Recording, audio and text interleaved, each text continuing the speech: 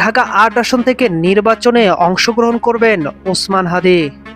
আর এজন্যই মতিঝিলের শাপলা চত্বরে দেখা গেল গণসংযোগ করতে ওসমান হাদিকে প্রশ্ন করা হয় কেন তিনি ঢাকা ৮ আসনকে নির্বাচনী এলাকা হিসেবে বেছে নিলেন। পিআর নিয়ে প্রশ্ন, এটার থেকে সুবিধা নেওয়ার জন্য কি আপনি ঢাকা ৮ বললেন কিনা? আপনাদেরকে বিনীতভাবে জানিয়ে রাখি, যখন দেশে পিআর হবে নাকি কেমন নির্বাচন হবে এটা নিয়ে আলাপও শুরু হয় নাই, তখনই আমরা বলেছি আমি ঢাকা ৮ থেকে নির্বাচন করবো। কারণ আমরা মনে করি আমাদের এই রাজনীতিটা মূলত সাংস্কৃতিক লড়াইয়ের অংশ। তার সাথে দেখা যায় সদ্য ডাকসু নির্বাচনে জয়লাভ করা জুমাকেও হাস্যোজ্জ্বলভাবে জনগণের মাঝে লিফলেট বিতরণ করতে দেখা যায় হাদিকে। বাংলাদেশপন্থী রাজনীতি এবং সংস্কৃতির নতুন করে বিনির্মাণ করতে চাই।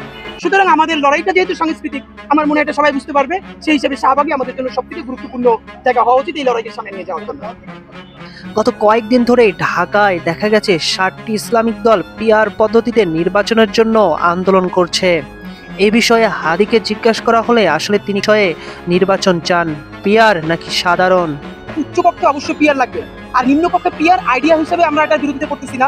নিশ্চয়ই এটাও অনেক দেশে আছে, কিন্তু বাংলাদেশের যে বর্তমান আর্থসামাজিক প্রেক্ষাপট আমরা মনে করতেছি এই অবস্থায় নিম্নপক্ষে পিআর আসলে ফিজিবল না। এত কম সময়ে নিম্নপক্ষে পিআর প্র্যাকটিক্যাল হবে না।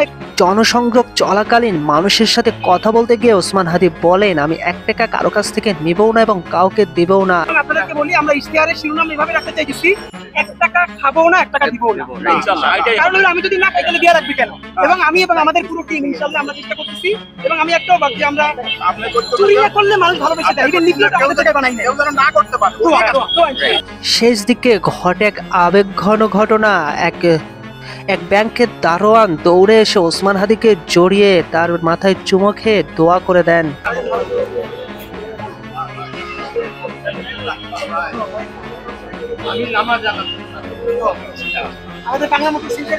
গণসংযোগ শেষে ওসমান হাদি জানান, মানুষের এই ভালোবাসায় আমাকে আরো এগিয়ে নিয়ে যাবে অনেক দূর।